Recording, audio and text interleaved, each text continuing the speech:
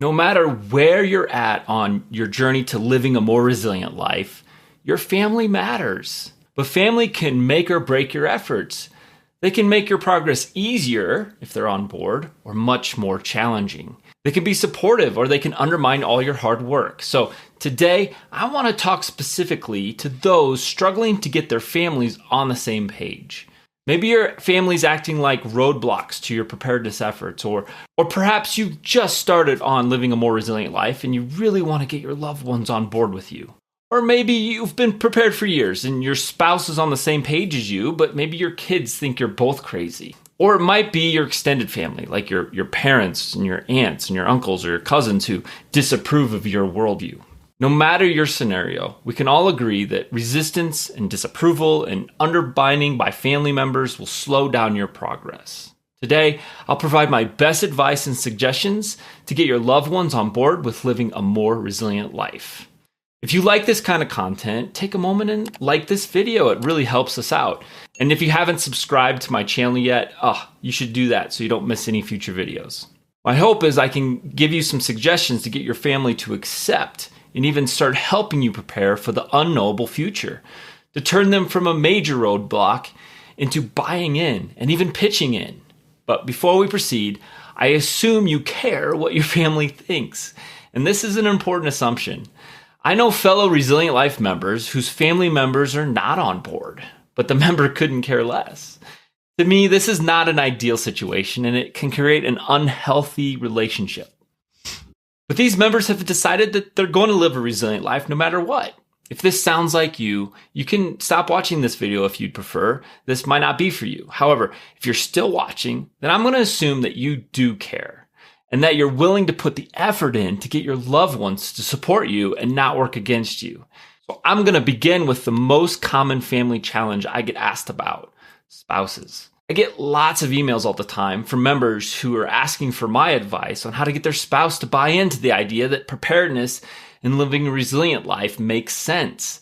Many of these folks are new to this idea, and they've recently realized just how fragile our way of life is. And they're motivated to take immediate action. If this is you, I applaud you for this mindset shift.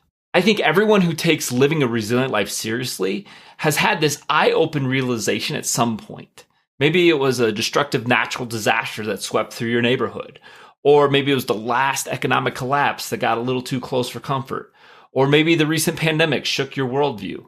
After these life-altering moments, but before you're fully prepared, you lose a lot of sleep at night. But just because you've recently realized this doesn't mean your spouse has. They may still be living with their heads in the sand. They may be part of the fragile masses, and that's how they prefer to live. YOLO, you only live once, right? For the fragile masses, ignorance is bliss. They don't want to see the truth. They don't want to leave their fantasy land.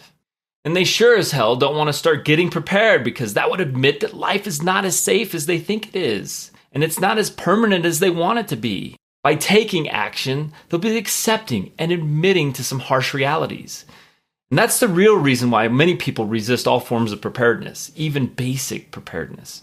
So if you believe this is your spouse's mindset, what can you do about it? How can you change this behavior? First, don't attack the problem head on. You need to work this situation indirectly and use irrefutable logic. To use emotional arguments and you won't win. Emotion rarely works to convince anyone, especially those determined not to be convinced. So instead, start by taking advantage of our culture's 24-hour news cycle. Now, I caution you, the 24-hour news cycle has its dangers. For the most part, I avoid almost all news. I found my life is more peaceful and more enjoyable without it. News is there to create fear and anxiety, and these feelings are not resilient long term. So be careful here, but over the next few weeks or months, there will be plenty of tragic events that you can use as conversation starters. Try getting your spouse to engage in a conversation about these events, such as any kind of natural disasters or public shootings or contaminated water, terrorist attacks or pandemics, droughts, etc. If you watch the news at all, you know there's plenty to choose from. These news stories are a way to convince others of the benefits of living a resilient life. The more someone realizes the news is not somewhere else happening to someone else, but stories about people just like them, the more they'll be open to taking some action. And small steps in the right direction is what you're looking for. Can't stress this enough. Often, when you realize just how underprepared you are, you decide it's time to become self-reliant as fast as possible. But such a fast pace may only frighten your skeptical spouse. As odd as it sounds, you may need to go slow to go fast. Start with small purchases that no one can honestly refute. I'm talking about things like fire extinguishers, outdoor lighting, deadbolts, medical emergency kits. These actions are small steps every responsible adult should have in place, no excuses. I don't care if you're a skeptical person or not. Heck, for a few of these steps, you may be able to save some money on your home insurance. For example, if you don't have deadbolts yet, have them installed. There's a fair chance you'll get a slight premium reduction on your home insurance. And if this works out, you'll also cut the "we don't have enough money" pushback from any reluctant spouse. Sure, you'll spend a few dollars up front to buy and install the deadbolts, but you'll save on your premium every year after that. The same idea goes for fire extinguishers. Another excellent step is to purchase a small hand crank weather radio, because knowledge is power, and a hand crank weather radio gives you an advanced warning and intelligence. These devices save lives. So getting them on board with such a small but intelligent survival investment is a perfect first step. Try to bring them into the decision process as well. Don't do all the talking. Ask for their opinion. Ask where they think you should install it. Ask them if you think you should invest in more than just one. Do they want one large radio, or do they want one that fits in their pocket? And then after you ask them a question about it, shut up. Let your spouse talk, and you listen carefully to every single word. You're not seeking approval here. We're seeking buy-in, and there's a big difference. Or how about picking up a large bag of rice and beans as extra food in case you're forced to hole up for a few days? Please don't make a big deal out of it. Yes, talk about it in an intelligent way, but don't start talking about doomsday predictions here. Make it about common sense. Your goal is to get some basic preparedness in place without freaking out your loved ones. The biggest key is to make your spouse a significant part of these first steps. Don't make it about you or even the family. Make it about them. Put aside your ego, make them feel important, and make them feel like your family's hero. Also, seek common ground wherever you can find it. Look for opportunities or hobbies your spouse already has an interest in. For example, do they have a green thumb? Are they into gardening? Perfect. Get them into heirloom seeds and seed saving. Start a compost. Start canning the extra produce from the garden. Set up a rainwater harvesting system. These are all excellent projects to become more resilient. And what about hobbies such as raising free-range chickens in the backyard, or rabbits, or beekeeping, or sewing? What if they're into fabrication, like welding, or maybe they're into carpentry, or hunting? Any of these hobbies are great for living a more resilient life.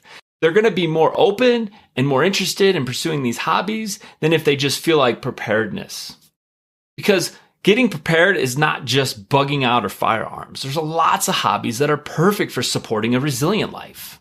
And most of these hobbies, well, they're taken up for fun and not for preparedness. So who cares if your spouse calls it a hobby versus becoming resilient, as long as you're moving in the right direction. Foster interest your spouse already has to help move forward. And then they feel good about these first steps. They'll be more open to the next set of preparedness actions. However, I caution you, don't go from baby steps like these into stockpiling 2 years worth of food and water and 6 cords of firewood overnight. Instead, try simple steps, such as getting into a rocket stove for cooking during a short-term power outage. That's a better start anyway. Maybe your ultimate goals are more extensive than these initial steps. Maybe you strive for more self-reliance, but keep that to yourself for now. You can share those with your spouse later once you've taken a few smaller actions in the right direction, after you've had some quick wins and gained some momentum. Once you've had that first few baby steps in place, it's time to start getting bigger. Try getting your spouse on board with 1 month of emergency food. Be prepared for a bit of pushback though, but that's when you keep using the news stories to your advantage. The bottom line is, it's all about listening to them. Here's an example. Do you want to get your husband or your wife into firearms and go to the practice range? Well, then highlight news stories of public shootings. As sad as they are, as ugly as they are, they're just the truth we're dealing with at this moment. And these events will support your ultimate goal of improving your family's self-defense. That is, unless your spouse is someone who believes in gun confiscation. If that's you, look towards some non-lethal self-defense weapon alternatives. Or maybe your spouse is just really concerned about firearm safety. Well, then make safety a priority. Everyone should do that anyway. Everyone should be buying a gun safe, and they should have trigger locks. Those are a must from day one. And it's all about comfort and responsibility. It's about listening to them. And yes, everyone needs to have gun safety at top of mind. If you own a gun, keep it locked up, period. If they voice a concern, no matter how small or trivial, you need to listen. Don't argue. This is all about compromising. So suggest compromises that show you care and that their opinion matters. Heck, plan to compromise intentionally. Sometimes you have to lose a battle to win the war. You let down your spouse's guard by listening and accepting their opinion. You're building trust here. You're not trying to pick a fight. You're on the same page working together. That's what you want. And again, once you get the ball rolling, it'll help to gain momentum. The key is to be very careful early on. They'll dig their heels in if you come out of the gates and scare your spouse.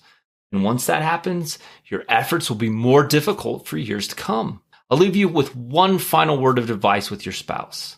Make it fun. People often don't associate fun and self-reliance together. It's a serious journey, no doubt, but it doesn't have to be so serious that there's no fun. You need to celebrate along the way. Any kind of success you have. If your spouse notices you're a happier person after meeting a preparedness goal, they'll want to see more of that. For example, immediately after you get a few home security measures in place, take your spouse out to a nice dinner or surprise them with a small gift once you've reached 1 month of food stockpile. When meeting resilient life milestones is fun, they'll want to join in. And that's what the resilient life is all about. It's about making preparedness and living a resilient life more obtainable and more enjoyable. Okay, maybe your kids or even your grandkids are the problem. Now, with young kids, you don't need their permission to get prepared. If that's your issue, I can't help you. My best advice with young kids is to get them involved early and often. The younger, the better. Start instilling the principles of hard work and self-reliance and planning and adapting early and often. Also with little ones, ensure they understand this is a personal family matter. They need to understand that a little bit of secrecy is smart and wise when it comes to stockpiles. But also don't make too big a deal out of your stockpiles to your kids. They'll sense that it's important and they may brag to their friends if you do, and it's not really what you want. If you don't make a big deal out of it, they won't either. And that's what you want with the younger ones. Now, if your kids are young adults or grown up and they don't approve, I call this a hassle. Before I move on, notice I use the word hassle. That's because you're the parent and you don't need their permission. Unlike a spouse who you prefer to be on the same page with, it's less essential for your young adult children. But if they still live with you or close by, imagine how amazing it would be if they could get them on board with your preps. It would be fantastic because when a disaster strikes, you'll want a small survival coalition anyway, right? A group that works together to increase your survival odds. But the issue with any alliance is always, who can you really trust? Now, if your adult children are on board, they're kin and they're an ideal team that you can hopefully build trust around. So let's assume you want to start with a survival plan with them, but let's say they have zero interest or they think you're paranoid. You need to understand that they're seeing the world from a different point of view in their lives. They likely haven't lived long enough to know what real family disaster or real hunger and real famine look like. Because on average, young adults in their 20s or even early 30s, they don't worry much about the future. They focus more on the short term, like themselves and their clothes and their hair. They also don't save money and instead live in the moment. And it's true that young folks early in their lives, they have less to lose. They might not even have homes yet and they don't have kids yet. And this is fine, but it can be challenging to get through to them. The good news is you have time on your side. As they move into their mid-30s and early 40s, they tend to realize that living a resilient life makes sense. They've had a chance to buy a home, to start having kids of their own and accumulating stuff. Only then do they realize the fate that these blessings can be taken away from them overnight. So oftentimes the idea of living a resilient life becomes more palatable after they get a few decades under their belt. So take advantage of this trend. Use the same tactics we discussed earlier with the news and the baby steps and to work your influence with your kids. Someday they may see the light and join your survival coalition with open arms. What if your parents are the issue? Well, this one comes up less often, but what if you want to convince your parents to prepare more? I'll make this simple. They're either on board or they're not. If you're still living in their basement, you're probably not watching this video and you've got other issues to work on first. The bottom line is you don't need their permission if you're an independent adult. Sure, it's nice when mom and pop support you, but it's not required. And if they refuse to prepare themselves, then that's on them.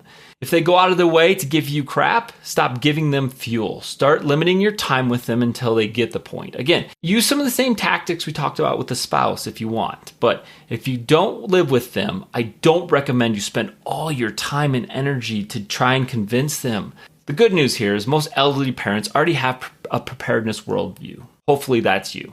Okay, what if your siblings are not on board? Use the same strategies for siblings as with parents. They can make a much more powerful coalition if they join you and they live close to you and they're on board. And you can usually trust them more than just regular folks. But if they're dead set against it, don't go nuts attempting to change them overnight. Instead, work at convincing them little by little over time. But don't agonize over it either. Honestly, I'd rather invite a dedicated friend to my survival coalition over a sibling that wants nothing to do with living a resilient life. All right, next, does your extended family matter?